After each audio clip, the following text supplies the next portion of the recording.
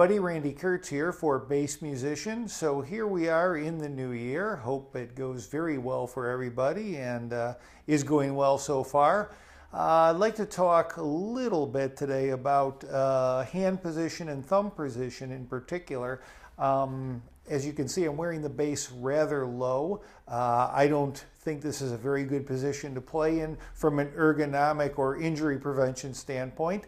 It puts your wrists in a lot of different positions that can cause pain and can cause problems in the short and long term. But I know a lot of players are playing with their instruments low like this and in this style. So let's address that if we can. If you're going to wear your instrument this low like this, the left hand in particular has to be movable. It can't be very rigid. Meaning, when we talk about anchoring the thumb, many times we talk about putting the thumb towards the middle of the neck or on the lower part, or even just above the middle of the neck, a little bit higher, but we kind of put it there and then we play around that. While that works very well for more of a traditional position, higher like so, when a player is playing low, that's going to be a disaster, because if you're playing with that fairly good position for other heights, here, as you can see, that's going to make the wrist and the thumb contort into really horrible and painful positions, and especially if you're playing a lot up here at the top of the neck like this, that's going to cause problems very quickly and pain right away. And if one just ignores it or plays through it, that's going to give you a lot of hurt in a hurry, and will cause problems down the line. So if one's going to play up or with their bass this low rather, and up in these high positions, I recommend, which I usually don't, having the thumb up like so, towards the top of the neck, almost reaching over and hitting the E, which you could do to play that note if you wish to fret that note, even though it's a fretless. Anyway, nevertheless, by having the thumb up here and movable, you're able to play in such a way that you're not going to contort your wrist and or your thumb as much.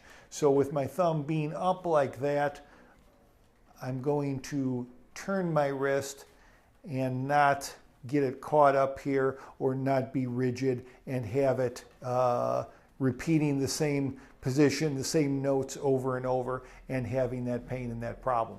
So if you're going to, which again I don't recommend particularly, but if you're going to wear your instrument low like this, best to have that thumb up higher and again not particularly rigid, able to move it around and accommodate your wrist moving in the playing that you're doing.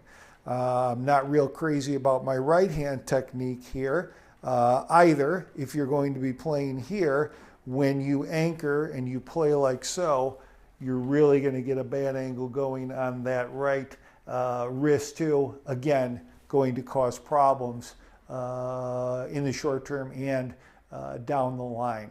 So with the right hand, I would recommend more of a floating technique if you're going to wear the bass this low and all the time, but I wouldn't wear the bass this low. But some of you will, and hey, it's a free country for the most part anyway.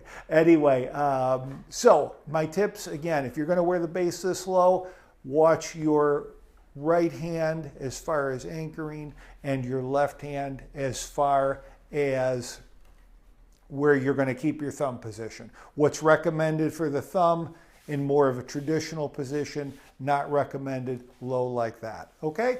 So again, Randy Kertz, always available, DRKERTZ at drkertz.com,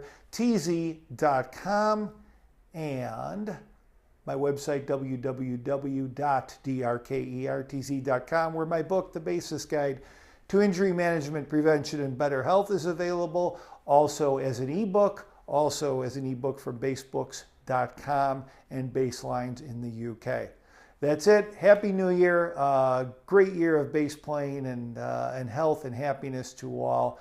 I'll be at NAMM at the Lace Music Products booth. If you're going to be there, please stop by and say hello. Thank you, and see you next time. Bye-bye.